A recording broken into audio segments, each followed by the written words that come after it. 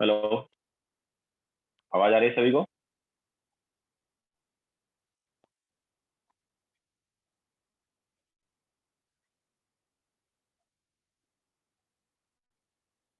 Okay, so good morning to all. तो last lecture में हमने थर्ड लॉ ऑफ थर्मोडायनेमिक्स लिया था लास्ट में। तो देखो, हमें अगर चेक करना है कि यार कोई प्रोसेस स्पॉन्टेनियस है या नहीं, तो डेल्टा एस टोटल निकालना होता था ना। अगर delta S total greater than zero है तो स्पॉन्टेनियस बोलते थे, लेस देन जीरो है तो नॉन स्पॉन्टेनियस, और इक्वल टू जीरो है तो रिवर्स, है ना। अब यहाँ पर देखो, इसके अब वहां पर डेल्टा एस टोटल निकालना पड़ता था। Delta system and delta surrounding दोनों पता होना चाहिए अगर हमें पता करना है कि वो स्पॉन्टेनियस है या नहीं। ठीक है, सिस्टम का भी पता होना चाहिए, सराउंडिंग का भी, तभी टोटल निकाल सकते हैं। तो अब यहाँ पर एक नया फंक्शन इंट्रोड्यूस किया गया, जो अगर हमें जस्ट सिस्टम का पता हो तो हम बता सकते हैं कि प्रोसेस स्पॉन्टेनियस है या नहीं। ओके, तो वो जो नया फंक्शन है that is Gibbs free energy.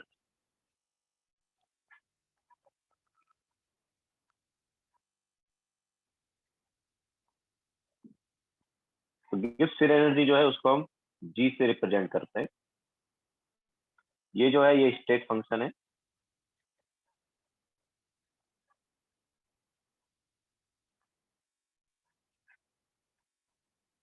ठीक है, इसके अलावा इसको डिफाइन कुछ ऐसे किया जाता है, डिफाइंड एज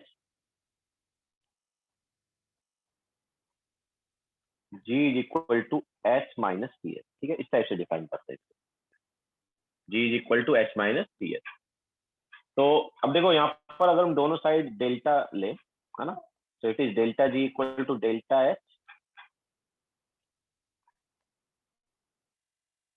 माइनस, अब देखो टेम्परेचर यहाँ पर अगर कांस्टेंट रखें तो ये हो जाएगा। ठीक है, delta G equal to delta H minus T delta H at constant temperature. ठीक है, so delta G equal to delta H minus T delta H, ये हो गया। अब हम बात करते हैं कि यार अगर हमारे पास स्पॉन्टेनियस प्रोसेस है, ठीक है, और spontaneous process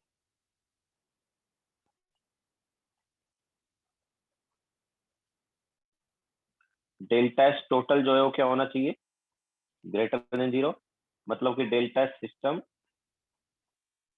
plus delta S surrounding जो है वो क्या होना चाहिए, ग्रेटर देन जीरो ना। ठीक है, लिखो फिर आगे ये बताते हैं।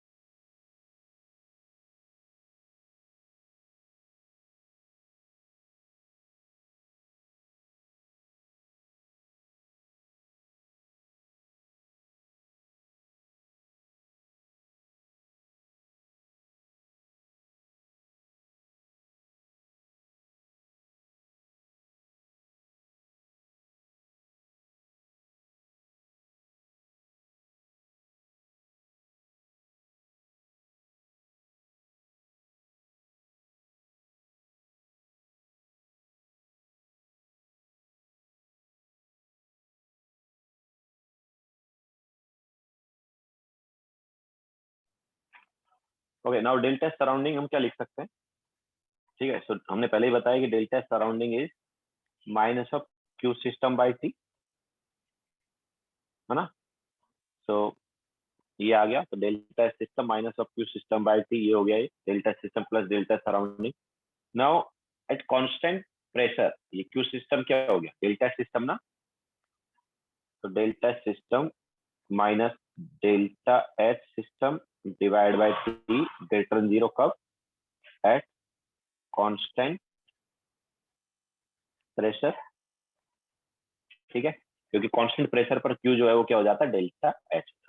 ओके, अब यहाँ से देखो, अगर हम इसको टी से मल्टीप्लाई करेंगे तो ये क्या आ गया? T into delta system minus delta H system greater than zero, या फिर delta H system minus T delta H system less than zero. तो यही क्या हो गया? This is nothing but delta G, है ना? क्योंकि डेल्टा जी जो है वो क्या है? It is delta H minus T delta H. Okay, तो हमारे पास आ गया डेल्टा जी सिस्टम लेस देन जीरो। ठीक है, तो स्पॉन्टेनियस प्रोसेस के लिए डेल्टा जी सिस्टम लेस देन जीरो होता है। लेकिन देखो कंडीशन है यहाँ पर, है ना? एक तो कांस्टेंट प्रेशर है और दूसरा क्या है? Constant temperature.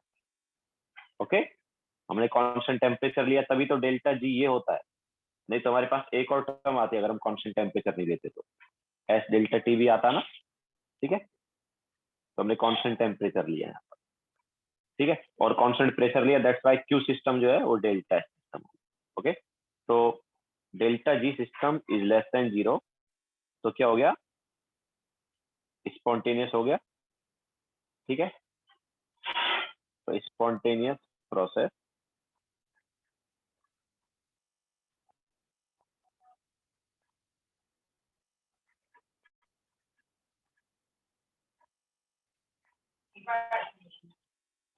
Having constant pressure and temperature. ठीक है, तो अगर डेल्टा जी सिस्टम किसी ऐसे प्रोसेस का लेस देन जीरो है जिसमें कांस्टेंट प्रेशर एंड टेम्परेचर है, तो फिर वो हमारे पास क्या रहेगा? Spontaneous process.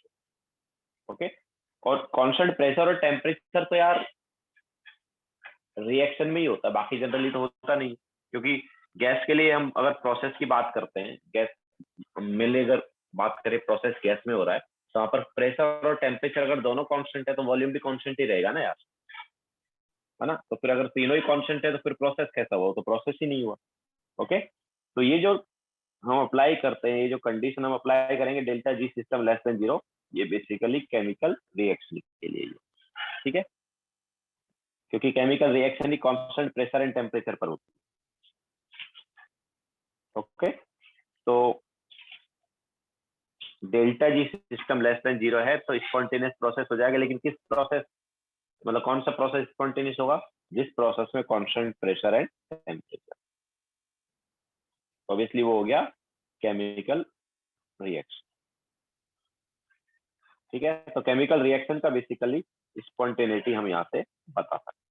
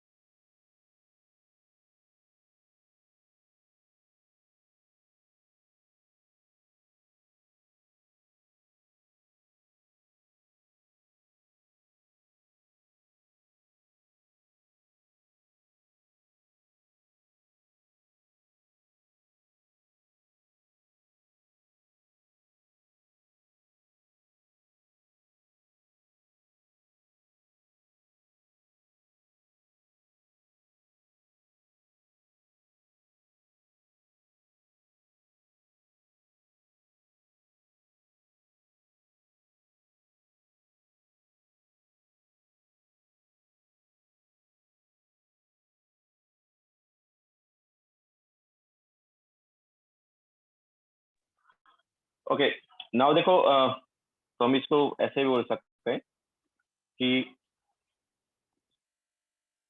For chemical reaction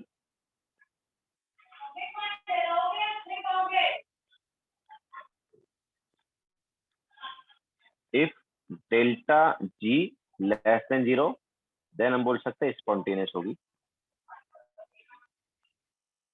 ठीक है, अगर किसी रिएक्शन का डेल्टा जी लेस देन 0 है तो spontaneous. If delta G greater than 0, then non spontaneous.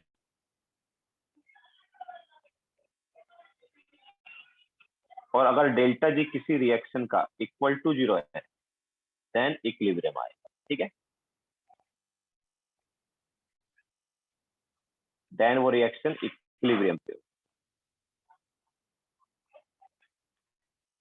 Okay, तो अगर किसी रिएक्शन का delta G system less than 0 आता है, ऑब्वियसली डेल्टा जी का मतलब यहाँ पर जो है सिस्टम का ही डेल्टा जी है ना। तो अगर किसी रिएक्शन का डेल्टा जी लेस देन 0 आता है, देन वो स्पॉन्टेनियस रिएक्शन। अगर किसी रिएक्शन का डेल्टा जी जो है वो ग्रेटर देन 0 आ रहा है, मतलब वो नॉन स्पॉन्टेनियस। अगर किसी रिएक्शन का डेल्टा जी जो है इक्वल टू 0 आ रहा है, मतलब वो रिवर्सिबल है, या फिर मैं बोल सकता हूँ वो ऐसी रिएक्शन इक्विलिब्रियम पर।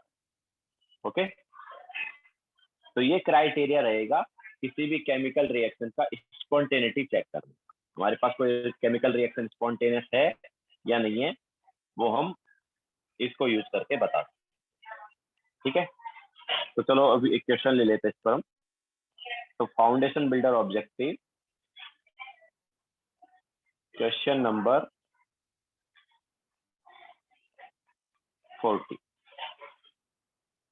Foundation builder objective question number 40।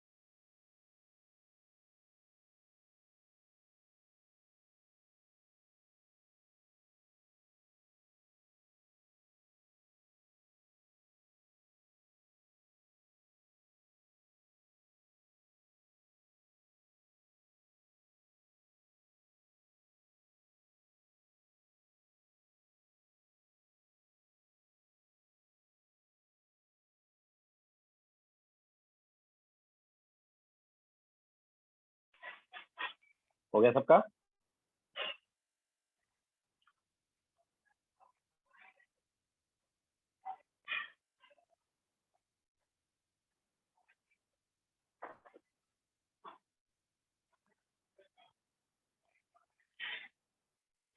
तो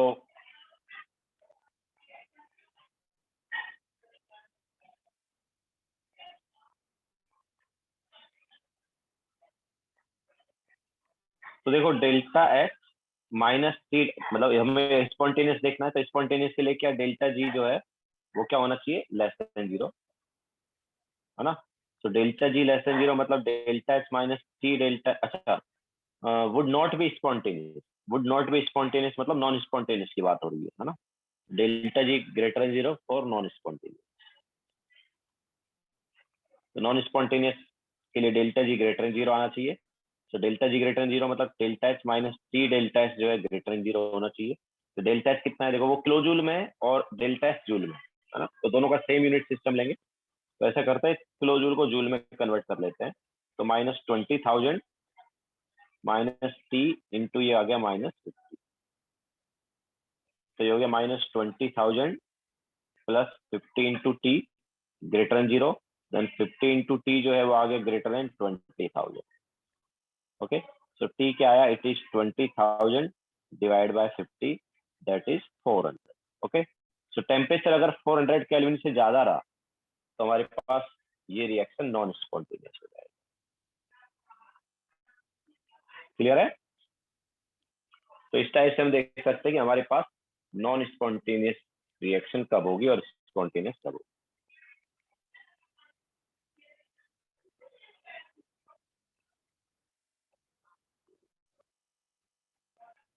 अभिमन्यु तुम देख सकते हो ना कि लाइक हमने delta G less than zero greater than zero कैसे डिराइव किया है ना? डेल्टा एस टोटल पता होना चाहिए, तो डेल्टा एस टोटल पता होना चाहिए, तो उससे हम देखते हैं कि डेल्टा एस टोटल ये हुआ, एंड बाद में जाके वो delta S total greater than zero जो है हमारे पास एक तरह से ये हो जाता है।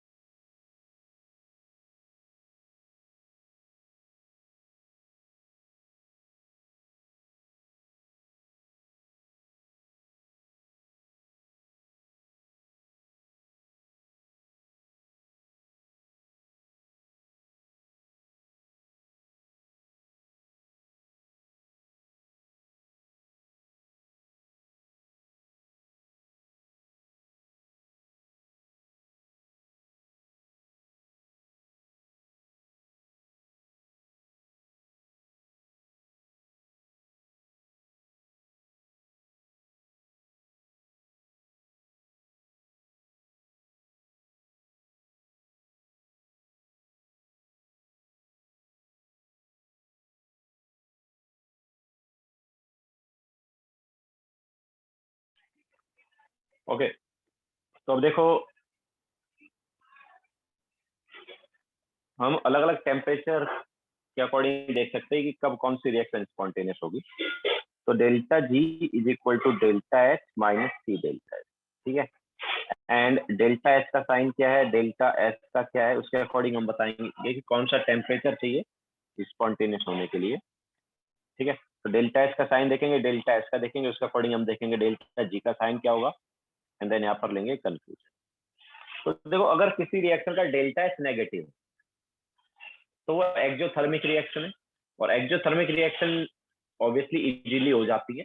हम बोलते हैं कि वहां पर प्रोडक्ट इज मोर स्टेबल क्योंकि उनकी एनर्जी कम रहती है ना। तो एक्जोथर्मिक रिएक्शन जो है वो ज्यादा फेवरेबल होती है। हम बोल सकते हैं जिस रिएक्शन का डेल्टा एच नेगेटिव है वो ज्यादा फेवरेबल होता है। ऐसे ही अगर डेल्टा एस पॉजिटिव है ना, ऑलरेडी हम देख चुके हैं स्पॉन्टेनिटी के लिए डेल्टा एस पॉजिटिव होना चाहिए, है ना? तो डेल्टा एस पॉजिटिव है तो वो भी ज्यादा फेवरेबल रहेगा, ठीक है। तो अब इन दोनों के साइन के अकॉर्डिंग हम देखेंगे डेल्टा जी क्या रहेगा और कंक्लूजन क्या निकालेंगे। तो देखो पहले हम ले लेते हैं डेल्टा एच नेगेटिव और डेल्टा एस पॉजिटिव। तो देखो दोनों फेवर कर रहे हैं। डेल्टा एस हमने बताया नेगेटिव होता है तो फेवरेबल है, और डेल्टा एस पॉजिटिव होता है तो फेवरेबल है ना। तो यहाँ पर देखो अगर ये कंडीशन है तो डेल्टा जी का साइन क्या रहेगा, देखो डेल्टा एच नेगेटिव, ये नेगेटिव है, डेल्टा एस पॉजिटिव, लेकिन आगे नेगेटिव साइन है तो इसकी वजह से ये वाला पार्ट भी नेगेटिव, तो ये वाला पार्ट नेगेटिव हो गया, ये वाला भी नेगेटिव हो गया, तो ओवरऑल हमारे पास क्या आएगा, नेगेटिव ही आएगा ना।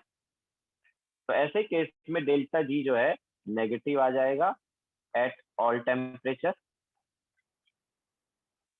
ये हम बोल सकते हैं ऐसी रिएक्शन जो है वो स्पॉन्टेनियस होगी ऑलवेज।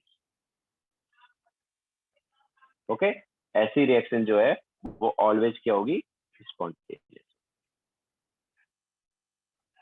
ओके, देन इसके बाद हम बोलते हैं कि डेल्टा एच जो है वो नेगेटिव ही है, बट डेल्टा एस भी नेगेटिव हो गया। तो अब देखो डेल्टा एस तो फेवर कर रहा है because negative, but delta S positive होता है तो फेवरेबल होता है, यहाँ पर डेल्टा एस नेगेटिव होता है, अपोज कर रहा है ना, एंट्रोपी जो है रिएक्शन का अपोज कर रहा है। तो अब देखो डेल्टा जी का साइन नेगेटिव कब आ सकता है, तो ये वाला पार्ट नेगेटिव है और ये पॉजिटिव होने की वजह से, सॉरी ये डेल्टा एस नेगेटिव होने की वजह से सेकंड वाला पार्ट क्या आ गया, पॉजिटिव आ गया। तो ये पॉजिटिव पार्ट आ रहा है और ये नेगेटिव पार्ट आ रहा है। ओवरऑल वैल्यू नेगेटिव कब आएगी बताओ, ओवरऑल वैल्यू नेगेटिव तब आएगी जब सेकंड वाला पार्ट छोटा हो ना। तो सेकंड वाला पार्ट छोटा कब होगा, जब टेम्परेचर लो हो। ओके, तो डेल्टा जी जो है नेगेटिव हो जाएगा एट लो टेम्परेचर। ये हम बोलेंगे कि ऐसी रिएक्शन जो है वो स्पॉन्टेनियस होगी at low temperature. Okay, then इसके बाद हम बोलते हैं कि डेल्टा एच जो है वो पॉजिटिव, मतलब अपोज करे, और डेल्टा एस भी पॉजिटिव, तो ये डेल्टा एस पॉजिटिव है तो ये फेवर कर रहा है ना। तो डेल्टा एस फेवर कर रहा है और डेल्टा एच जो है अपोज कर रहा है बिकॉज डेल्टा एच पॉजिटिव। अब देखो इसका साइन क्या होगा, तो ये हमारे पास पॉजिटिव है, डेल्टा एस पॉजिटिव होने की वजह से सेकंड वाला पार्ट नेगेटिव आ गया। नाउ ओवरऑल वैल्यू नेगेटिव कब आएगी, जब सेकंड वाला पार्ट बड़ा हो। तो सेकंड वाला पार्ट बड़ा कब होगा, जब टेम्परेचर ज्यादा हो, है ना। ठीक है, सो ये नेगेटिव हो जाएगा कब, at high temperature.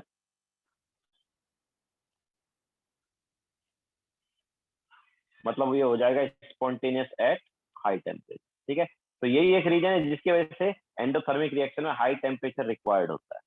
Okay, Jin reaction का डेल्टा एस जो है पॉजिटिव है, मतलब एंट्रोपी चेंज पॉजिटिव है और डेल्टा एच भी पॉजिटिव है, वो रिएक्शन हाई टेम्परेचर पर ही होगी। ओके, इसके अलावा अगर दोनों ही अपोज करें, मतलब डेल्टा एच पॉजिटिव रहे तो अपोज कर रहा है, और डेल्टा एस नेगेटिव रहे तो भी अपोज कर रहा है। तो देखो अब क्या होगा, तो ये वाला part positive, delta S negative, आगे नेगेटिव साइन है तो उसकी वजह से पॉजिटिव। तो अभी तो यार डेल्टा जी नेगेटिव ही, सॉरी पॉजिटिव ही आएगा ना, it is positive at all temperature. मतलब ऐसी रिएक्शन कभी स्पॉन्टेनियस हो ही नहीं सकती क्योंकि डेल्टा जी क्या आएगा, पॉजिटिव ही आएगा। ठीक है, तो ये जो है ये हो गया non spontaneous always.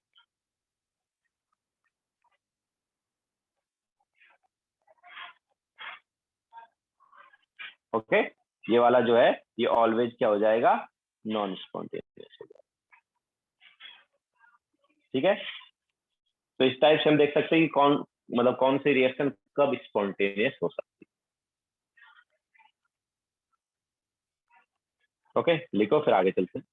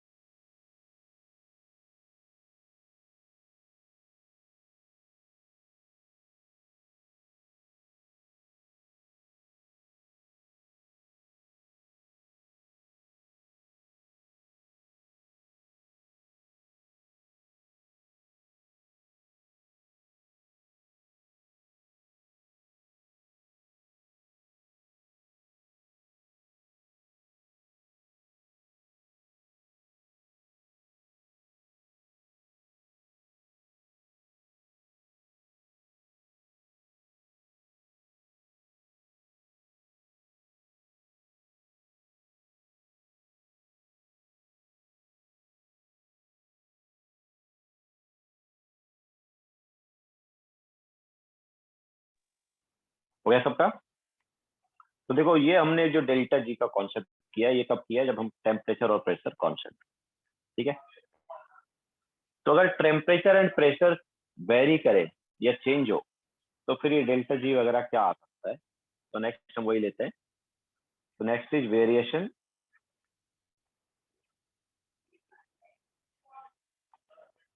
Of G with T and P, ठीक है।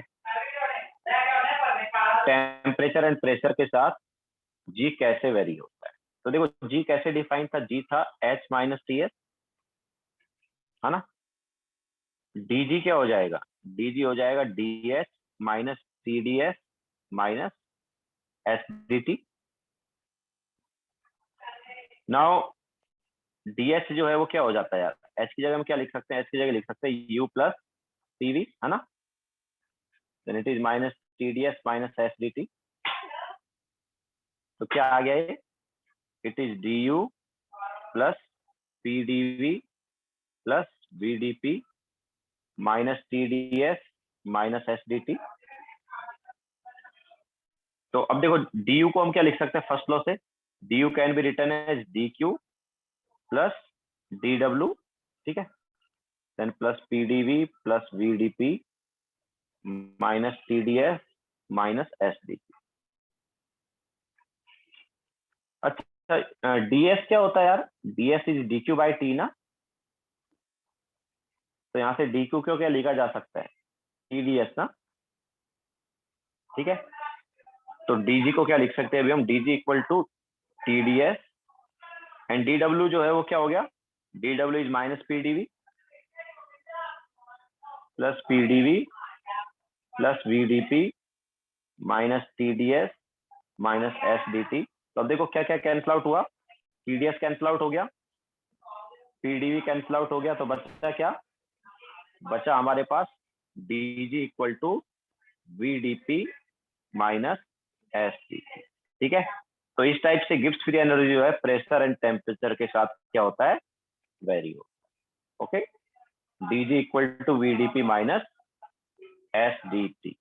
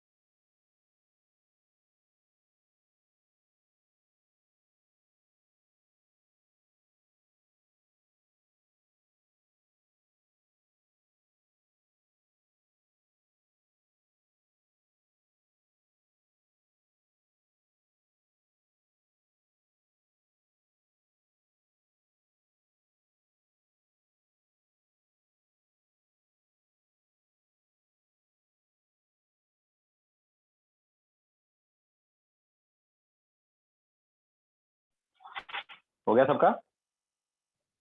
तो अब देखो, इसमें भी हम स्पेशल केस ले सकते हैं। डी जी इक्वल टू क्या हुआ, V D P minus S D T. तो अगर यहाँ पर हम कांस्टेंट टेम्परेचर लेंगे तो बट कांस्टेंट टेम्परेचर ऑब्वियसली ये जो dt वाला पार्ट है ये 0 हो जाएगा ना। ओके, तो dg equal to V D P minus S D T. तो ये dt वाला पार्ट क्या हो गया, 0 हो गया। तो dg क्या आया, dg आ गया वी डी पी, या फिर हम इसको क्या लिख सकते हैं, और पार्शियल डिफरेंशिएशन फॉर्म में कुछ इस ऐसे लिख सकते हैं। ओके, ऐसे लिखा जा सकता है इसको पार्शियल डिफरेंशिएशन फॉर्म में।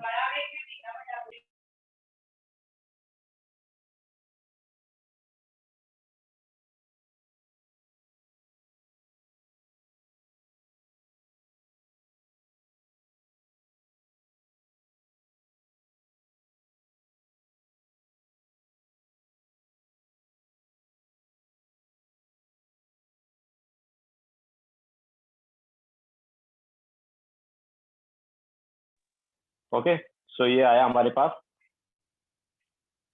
अब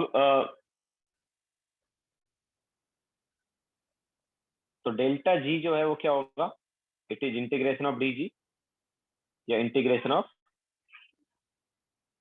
वी डी पी।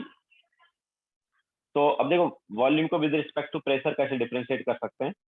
तो अब अप्लाई कर देंगे हम यहाँ पर आइडियल गैस इक्वेशन। तो N R T upon P D P.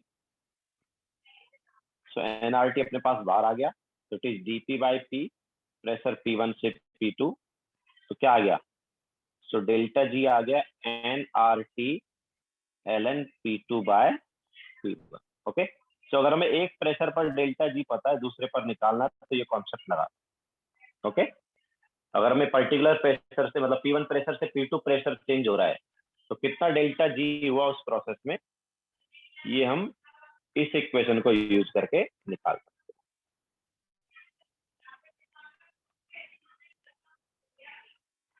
So delta G equal to N R T L N P two by P.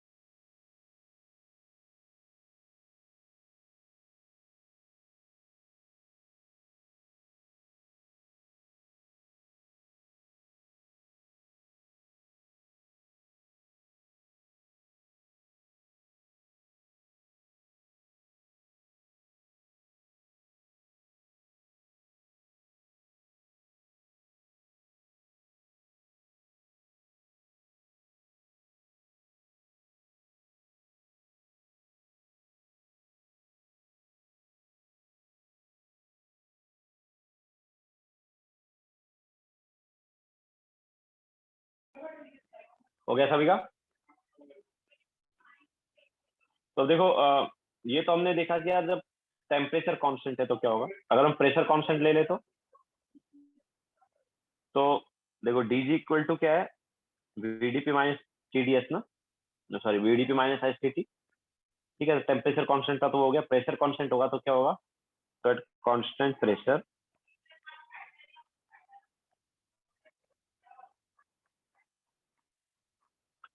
तो डीजी इक्वल टू क्या है, VDP minus S D T. तो अभी हम बोल रहे हैं प्रेशर कांस्टेंट है तो ये जीरो हो गया, तो डीजी इक्वल टू माइनस हो गया एस डी टी। ओके, तो इसको हम क्या लिख सकते हैं, इसको हम लिख सकते हैं और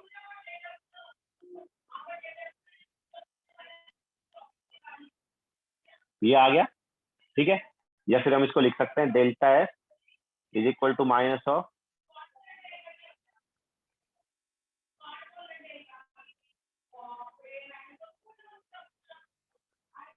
ये बोल सकते हैं। ठीक है, delta S equal to minus of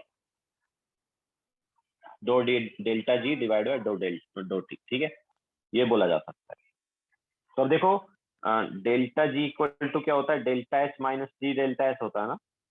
तो अगर इस डेल्टा एस को यहाँ पर सब्स्टिट्यूट करेंगे तो ये क्या आ गया, delta G is equal to delta S minus minus plus हो गया।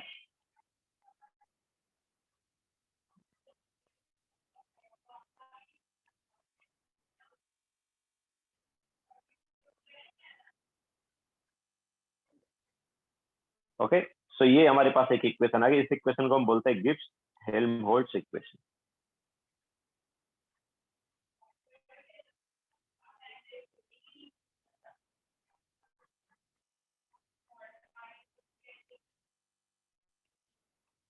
ठीक है, इस इक्वेशन को हम बोलते हैं गिब्स हेल्महोल्ट्ज इक्वेशन।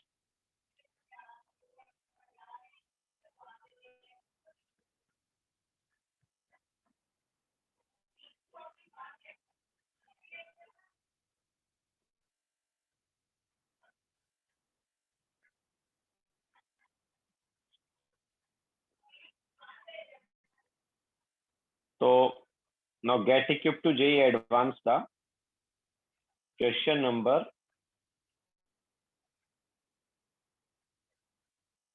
38 ट्राई करो। Get equipped to JEE advanced question number 38।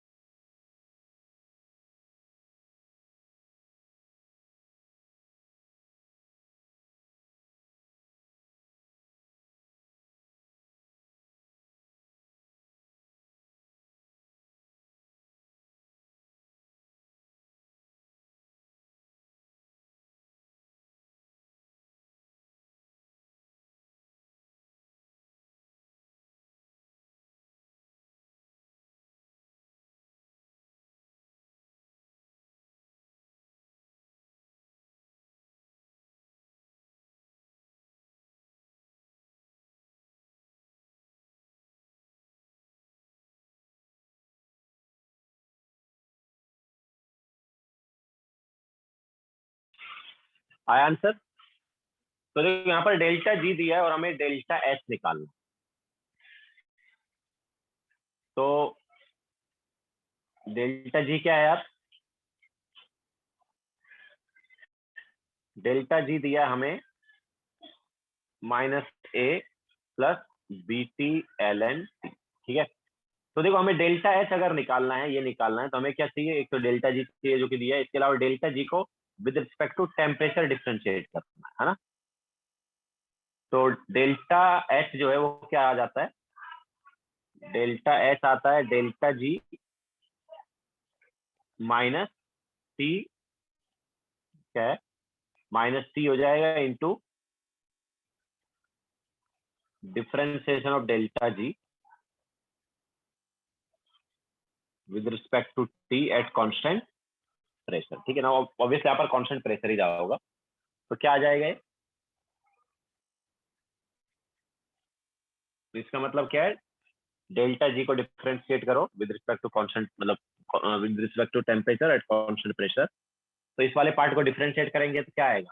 It is zero plus B T L N T को देखो क्या हम बोल सकते हैं, पहले एल एन टी का डिफरेंशिएशन कर देते हैं, फिर उसके बाद बी टी का डिफरेंशिएशन कर देते हैं, तो ये आ गया। तो this is nothing but B plus B L N T. अब इसको सब्स्टिट्यूट करो तो डेल्टा जी क्या आएगा, सॉरी डेल्टा एच क्या आएगा? इट इज डेल्टा जी जो कि हो गया -a plus B T L N T, इसके अलावा minus of T into B plus B L N T. तो यहाँ से B T L N T cancel out हो गया, तो ये क्या आ गया? This is nothing but -a minus B. Clear है? तो ये हमारे पास आ जाएगा डेल्टा एच।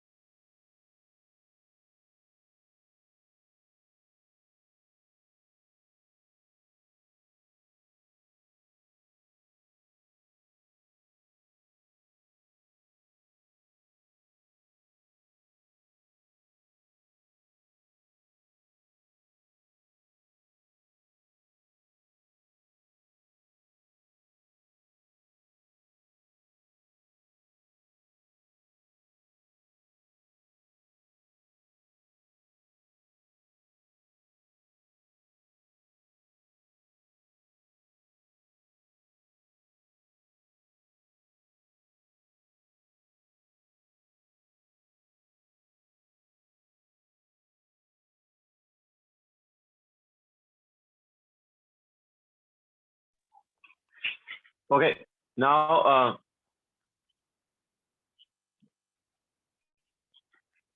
नेक्स्ट हम लेंगे यहाँ पर delta G of reaction.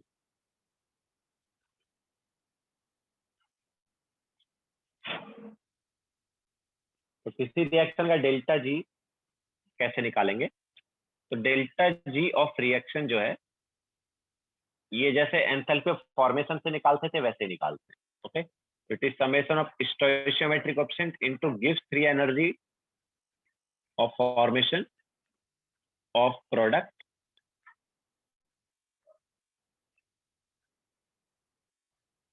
Minus summation of stoichiometric coefficient into delta G formation of reactant. ठीक है, तो सेम वैसे ही जैसे हम एंथैल्पी ऑफ फॉर्मेशन का कॉन्सेप्ट लगाते थे। ठीक है, अच्छा यहाँ पर भी सेम वही कॉन्सेप्ट होगा कि यार जो एलिमेंट है उनका डेल्टा जी ऑफ फॉर्मेशन 0 लिया जाएगा अगर स्टेबल स्टेट में। तो ओके, तो delta ji of formation of element is taken 0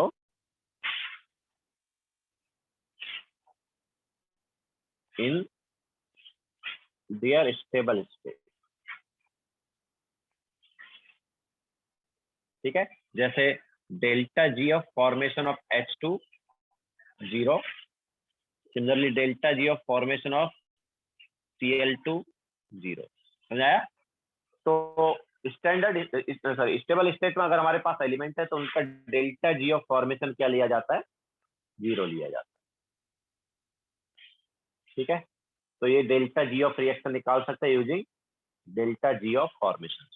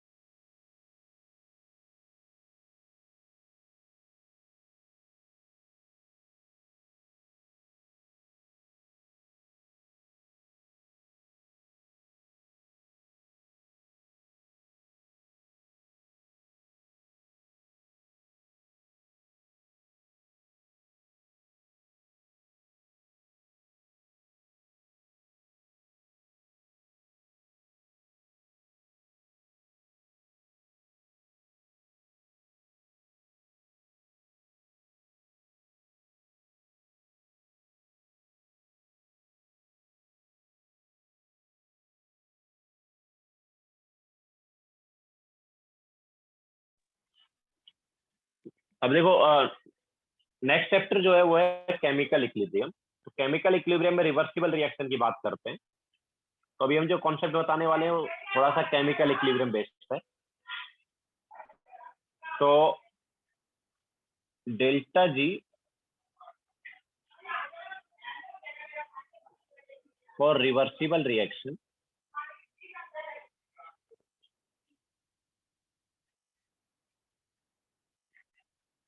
तो हमारे पास रिवर्सिबल रिएक्शन है जैसे ये है,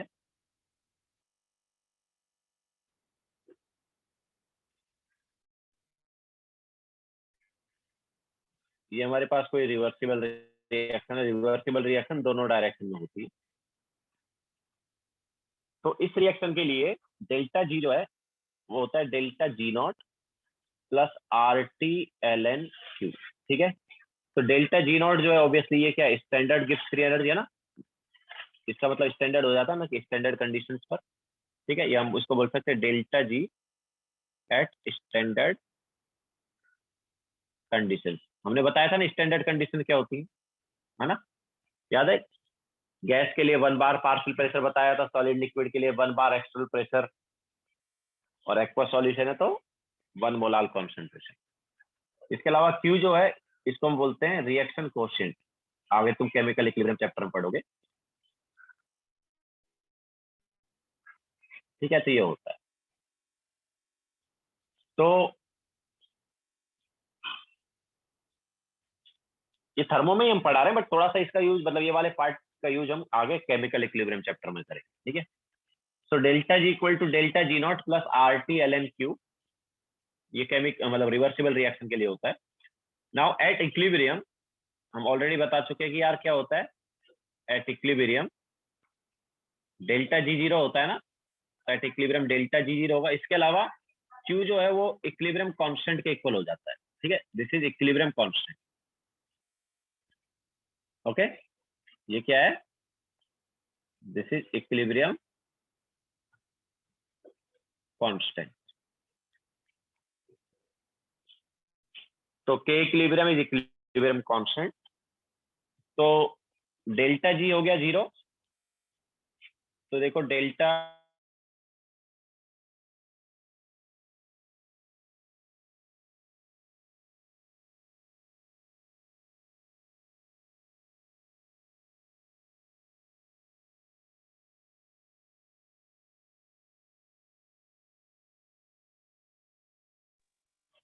हेलो, आवाज आ रही है क्या?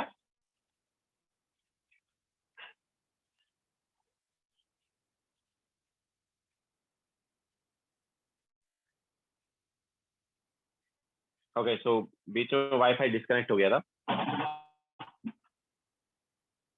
तो हम बात कर रहे थे रिवर्सिबल रिएक्शन की, delta G of reversible reaction.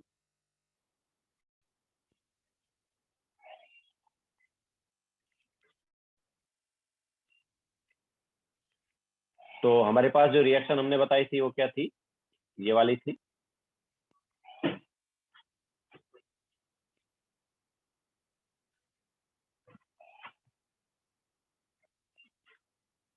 तो इस रिएक्शन के लिए डेल्टा,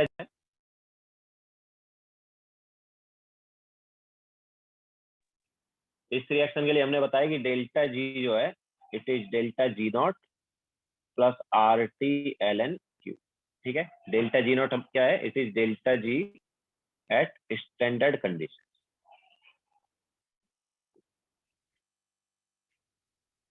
एंड क्यू क्या है? क्यू होता है रिएक्शन कोएफिशिएंट।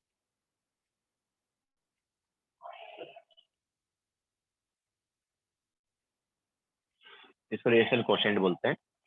तो at equilibrium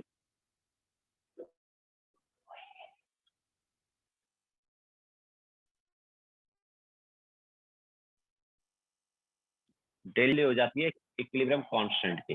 okay, this is nothing but equilibrium constant.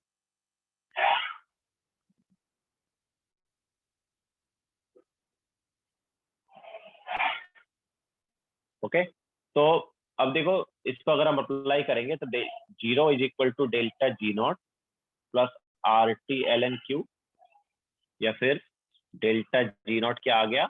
Minus R T L N के इक्विलिब्रियम।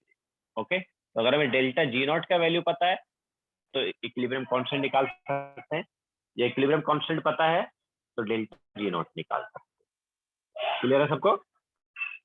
ऑब्वियसली अगर लॉग के टर्म्स में लिखना है तो यहाँ पर 2.303 आ जाता है ना, एल को जब लॉग में कन्वर्ट करते हैं तो 2.30, ठीक है? तो इसको ऐसे भी लिख सकते हैं माइनस 2.303 आर टी लॉग के इक्विलिब्रियम। ओके, ऐसे भी इसको लिखा जाता है।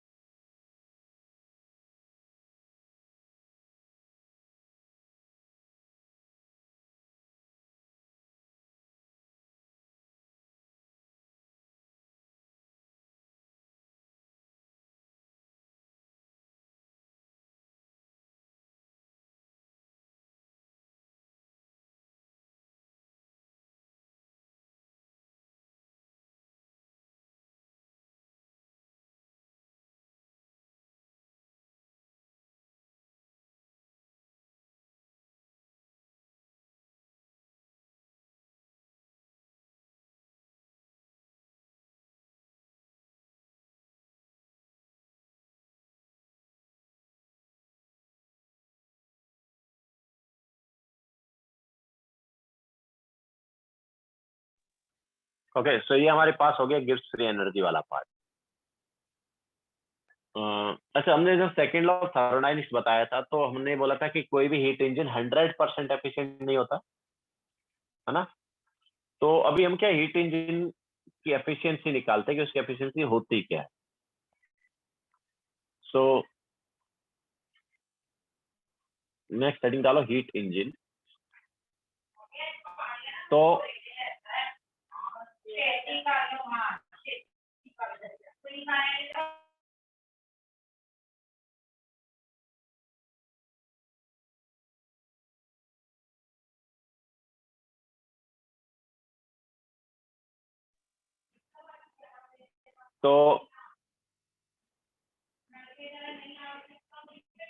हीट इंजन जो है, अब इसमें क्या है कि हम हीट देते हैं, ओके, कुछ हीट दी जाती है। तो जो हीट दी है उसमें से कुछ हीट जो है वर्क में यूज हो जाती है, कुछ हीट जो है वर्क कर लेती है, और बची हुई हीट जो है वो लॉस हो जाता है, बची हुई हीट। ठीक है, दैट्स व्हाई मतलब अगर सारी हीट वर्क में कन्वर्ट हो गई देन 100% एफिशिएंट, बट सारी हीट जो है वर्क में कन्वर्ट नहीं होती, कुछ हीट क्या हो यहाँ पर लॉस हो जाता है। ठीक है, तो हीट गिवन को हम लिख देते हैं क्यूसी, सॉरी क्यूएच, बिकॉज यहाँ पर हाई टेम्परेचर रहेगा, और हीट लॉस को हम लिख देते हैं क्यूसी, मतलब यहाँ पर लो टेम्परेचर हो जाएगा जब हीट लॉस होगा तब। और हीट लॉस एक्चुअली सराउंडिंग की वजह से होगा, बाकी वर्क डन को हम डब्ल्यू। तो एफिशिएंसी जो है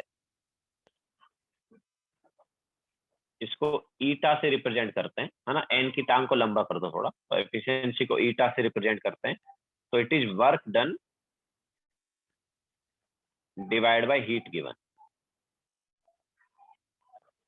ठीक है, दिस इज एफिशिएंसी। और अगर परसेंटेज में देखना है कि कितना परसेंट एफिशिएंट है, तो मल्टीप्लाई बाय 100 भी कर सकते हो। ओके, सो ये हमारे पास हीट इंजन का क्या होगा, एफिशिएंसी होगा,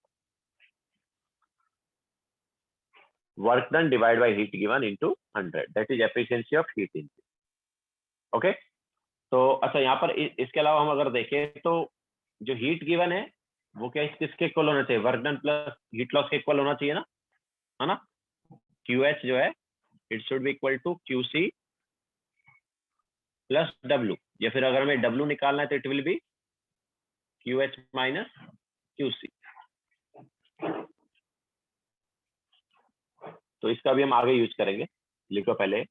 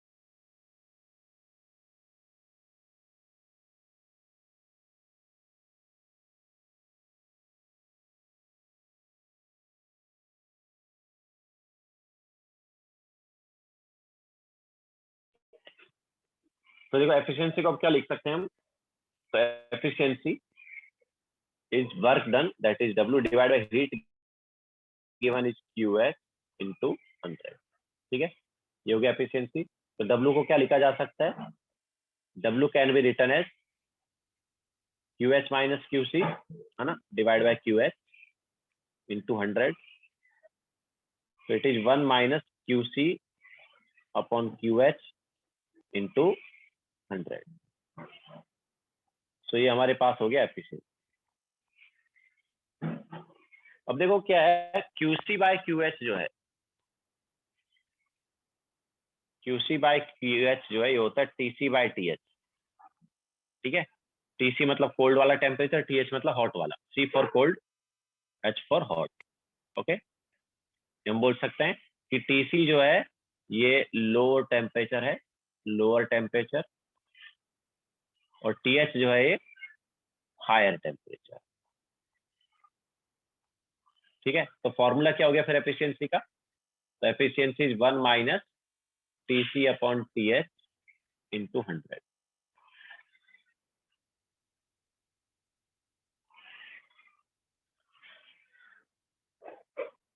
ठीक है, तो एफिशिएंसी हमारे पास ये हो जाएगी।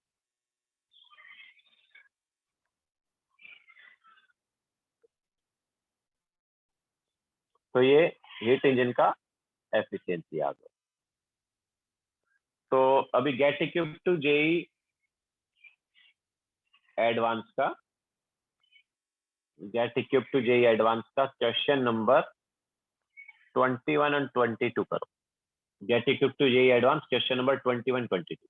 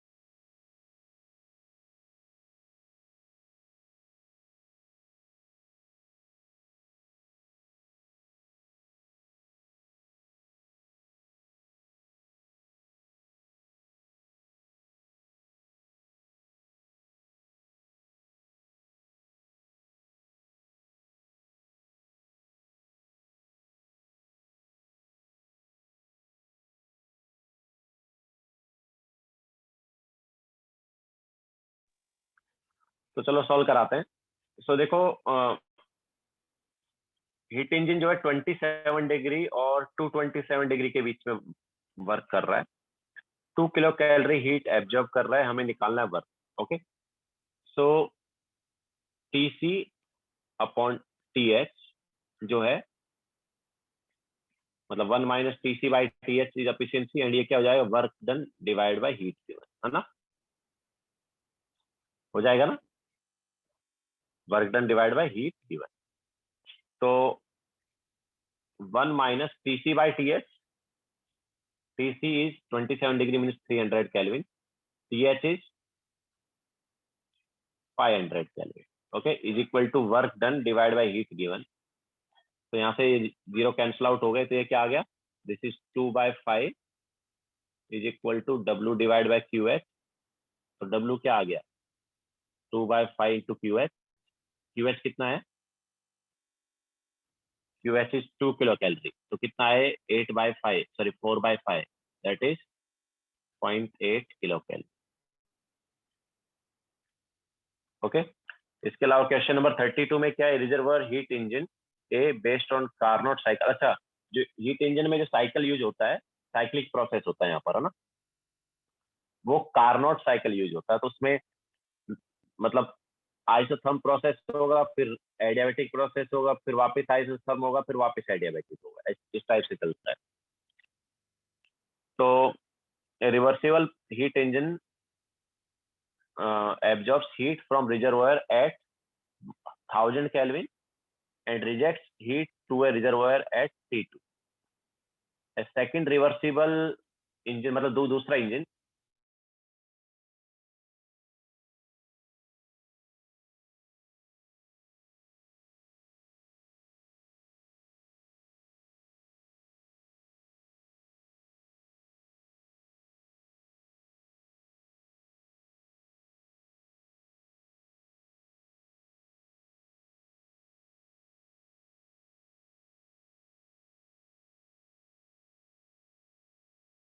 ठीक है, जब एब्जॉर्ब कर रहा है तो वाला हायर टेम्परेचर।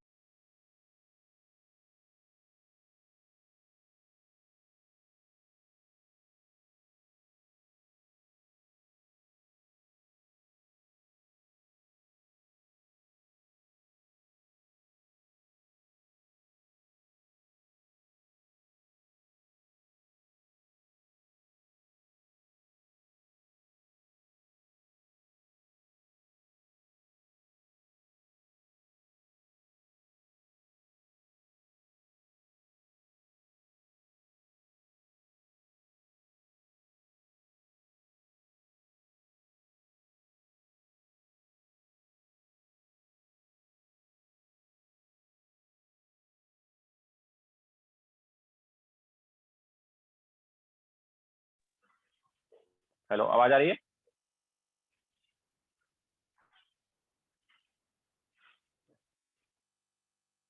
दिशा, लास्ट स्लाइड तो अभी डिलीट हो गई, मैं एक बार फिर से बता देता हूँ वैसे।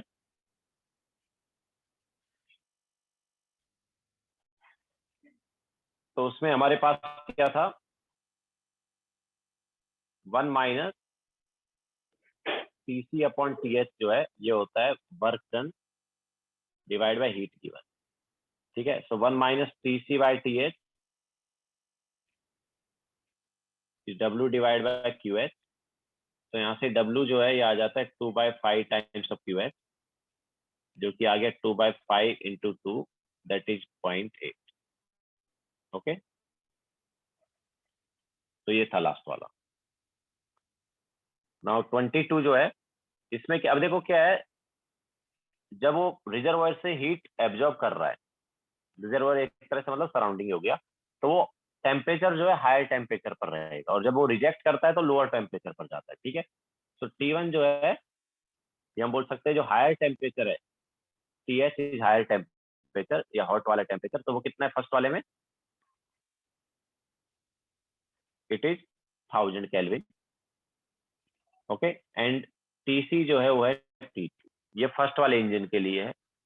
अब सेकेंड इंजन जो है, वो सेम अमाउंट ऑफ हीट जो है वो रिजेक्ट करता है, the second reversible engine B absorbs the same amount of heat as rejected by the engine A from the reservoir at T2 and rejects the energy to the reservoir at 300 kelvin. ठीक है, तो absorb करता है T2, तो इसका जो temperature है मतलब ये ए वाले इंजन के लिए है, ये बी वाले इंजन के लिए। ठीक है, तो एब्जॉर्ब कर रहा है T2 टेम्परेचर पर हीट, और जो एमिट करेगा वो करेगा 360 केल्विन। ठीक है, या हीट लॉस जो है 360 केल्विन पर होगा। If the efficiency of engine A and B are the same then the temperature T2, तो देखो दोनों इंजन का एफिशिएंसी सेम है। ठीक है, तो इसका मतलब क्या है, 1 माइनस फर्स्ट वाले के लिए TC/TH T2 अपॉन 1000, सेकेंड वाले के लिए TC/TH is 1 minus 360 upon T2। Okay, तो यहाँ से हमारे पास क्या आ रहा है, it is T2 upon 1000 is equal to 360 upon T2। तो T2 स्क्वायर क्या आ गया, T2 स्क्वायर इज 36, ये आ गया ना। तो T2 कितना आ गया, T2 इज 600। T2 कितना आ रहा है, 600 आ रहा है ना।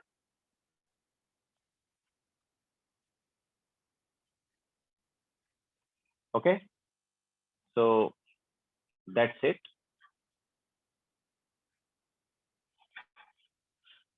तो यही हमारा मतलब इसके साथ ही चैप्टर जो है कंप्लीट होता है। होमवर्क जो है वो full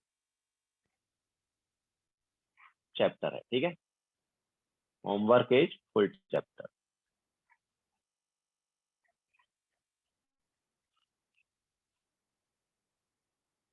okay, so yes, happy new year to all of you.